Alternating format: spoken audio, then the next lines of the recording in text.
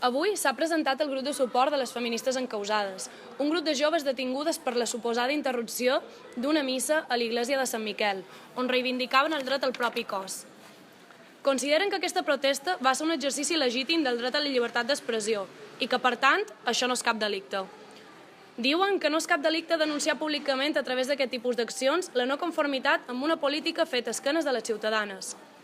Mencionen també que la detenció d'aquestes joves respon exclusivament a motius polítics. Volen silenciar les opinions dissidents amb la repressió, les multes i les agressions.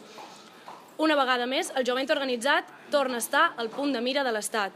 És per això que demanen l'absolució a les feministes encausades i seguiran reivindicant un avortament lliure i gratuït.